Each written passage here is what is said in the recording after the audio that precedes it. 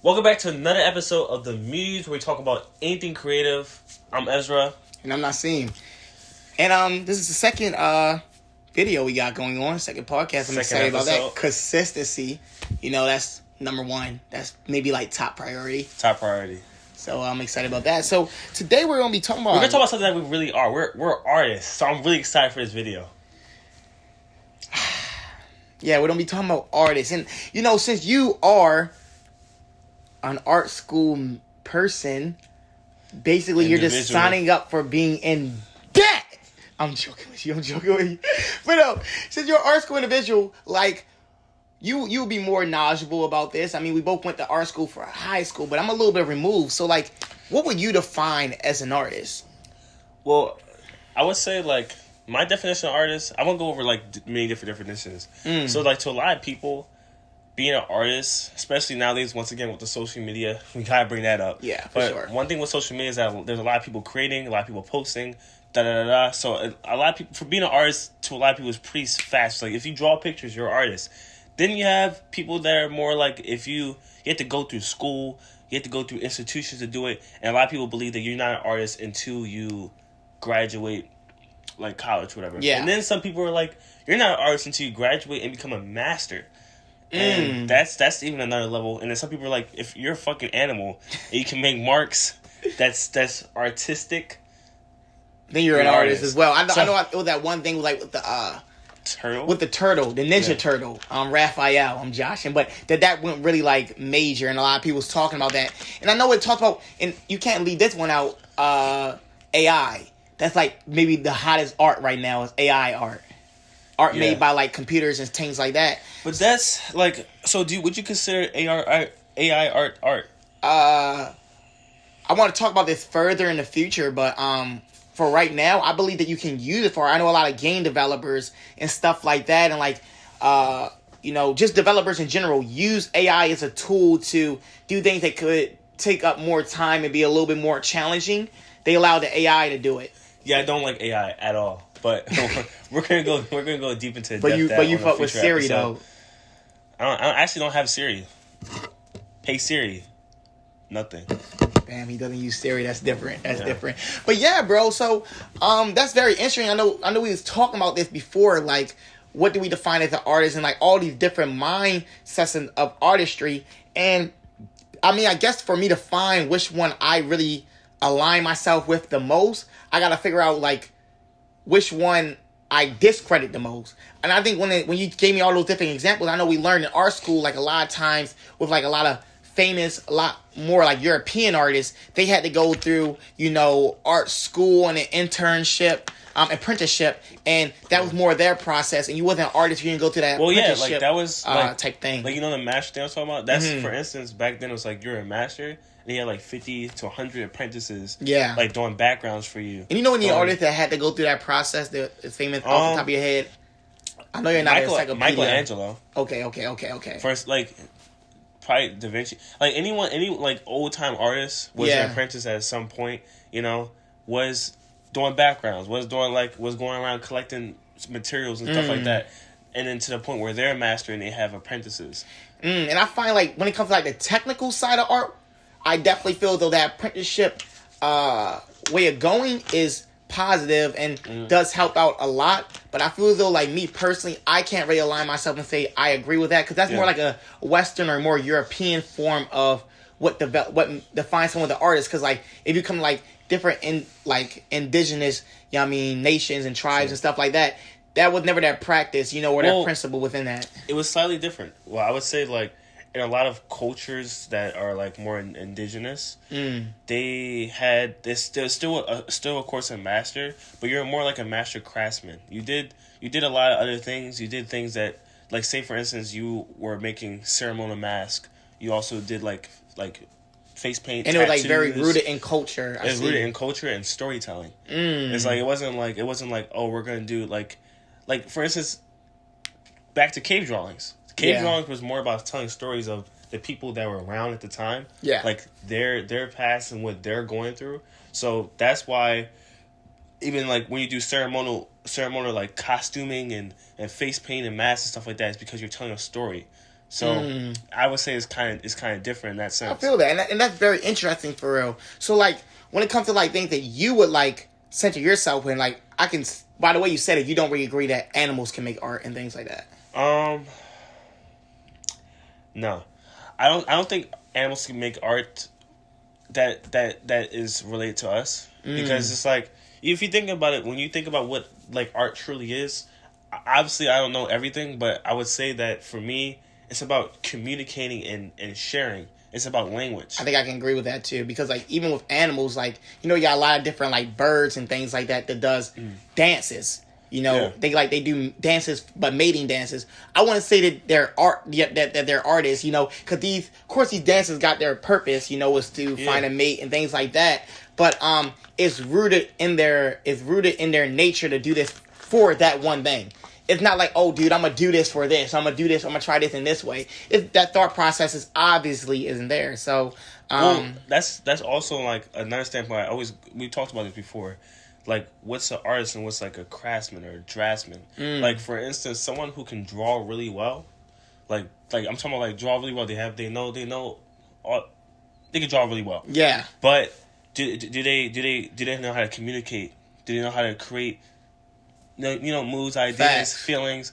Are they considered artists or they're draftsmen? That's actually because, like, for example, like with very high end realism drawing, when it's like even comes to like the perspective and size, that the measurements is just so on the nose, Is like, that art? Is that really art? Like, okay, I drew a screw and I know exactly how to design this. It has more to do with science and engineering and ingenuity, more than it has to do with, dude, I'm trying to draw a pretty picture or express myself through this picture, Yeah. So that's very interesting. I think that's when you're using it as the technical skill of illustration as a tool, of drafting as a tool. Yeah. So and that's very interesting. So like, what would you align yourself with then? Like what? And art, like, what would you define an artist? What I define an artist is, it's kind of like what I was saying like earlier. It's just like someone that can really communicate and convey a feeling. So like for instance, kids.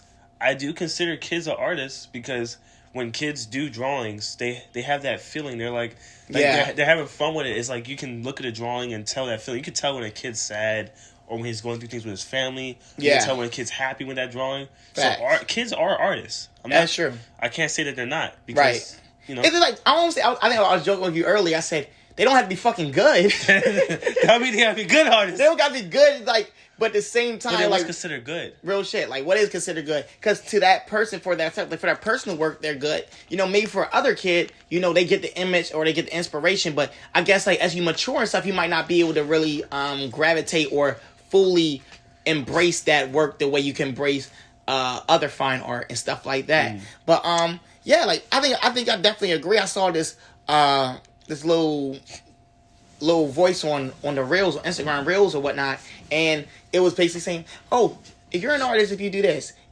you are an artist. I forgot exactly what she was saying, but she was saying basically, like, if you are like being creative or you're just trying, you have done things one time, you have drawn or just created art one time, you're still an artist. You feel me? It's not like, oh, bro, you haven't done things, like, you aged out of being an artist, like, that's nothing that aged out. And I think we definitely hit a lot of things on the nose. I think it kind of makes me want to shift the conversation to, when did you know you wanted to be an artist? So for me personally, I remember growing up, I did a lot of different things, but all those different things were like mainly creative things. So I would say that it got to the point where not being an artist was kind of weird, and it was like okay, I'm like, okay, I like to say draw pictures, I like to do this, I like to do that, and I would say that for the longest though, I was just trying to draw really well. So I wasn't trying to be an artist. Right. I was just like, I just want to draw. But that's really what good pictures. That's what being an artist meant to you me at the moment. But then again, like I feel like growing up, like I didn't understand what, like just like for instance, an animator is like, some people don't call animators artists. Right. You know what I'm saying? So it's just like growing up, I was just thinking more like I just want to draw comics, da da da. I didn't think I was going to be an artist, because my understanding of art when I was younger was like in the gallery, Fact. fine art. I see. That's interesting. And but I think it was around like towards like middle of high school, where damn. So you was already going because we was going to BSA, yeah, Baltimore School for the Arts. If you guys don't know what BSA is, and even in that time, you didn't say you was already in middle high school. It was junior year, where I was just like, I want to be able to make something that makes someone feel something. That's interesting, bro. And it wasn't. Did he have that much talent and skill? Because if you guys don't know, this guy Ra is like legit skillful. He's so good. He's so great. He's so great. I'm not trying to like boost his ego, but I'm being for real. I mean, I already feel this way and I resonate with him in this way. But you know, for you to say, dude, in the middle of high school, when I'm looking at you, nigga, freshman year, like, bro, this guy is him. You know what I mean? It's like, bro, like, dog, that's crazy. That's crazy. So middle of high school, that's when you said, bro, I want to make stuff. All right. Yeah. And it wasn't until like I think like a couple months ago where I actually feel like I really digged in, because I'm a Capricorn, so I list, I rewrite, I list, I rewrite, I list, and I tell my girlfriend, I call her like, I have a new list. So basically, instead, I'm gonna do this. Then I was very specific. Now I'm a little bit more free with the stuff I want to do. How about you though? Like, because I know your artistic journey way different, way different. And I'm a Capricorn too. We're completely different. I'm a Capricorn too, but yeah, bro, like, I don't know, like, me personally, in my journey, like, I knew I wanted to create ever since a kid. I was just joking with somebody, and this is a fact. Like, the first time I knew I wanted to create was when I wanted to get into music. That's probably one of my first loves was music. You know, as a kid, I used to freaking hum freaking shit that didn't even make no sense, come up with my own language, but I was humming melodies, you know, all the time. They was in the band all year. I had voices in my head, bro. Swear to God, I just had all these freaking voices. But shit, my man was possessed. Honestly. But yeah, so like I heard Burning Up by Jonas Brothers. Really? Yeah, Jonas Brothers. Burning Up for you, babe. And then when I heard that, like, I knew I wanted to, like, I want to make music. I want to do things. Like, this song is so legit. I think the best way to describe it was epic. It was, like, awesome to me. Like, the way that they was singing, the way that the song made me feel like, that was the first time that a song made me feel, like, badass. When I was hearing that song, like, I connected with it. I was like, dude, I want to make music. You know, so I used to hear shit like that all the time. And then I think from there, another thing that really made me knew I wanted to be an artist, because I was homeschooled growing up. And my mom kept me in different activities, like drawing classes, like photography classes, stuff like that. I was very grateful and privileged to be able to be in things like that. But, you know, I was talking to my mom about this, and I said, like, positive reinforcement.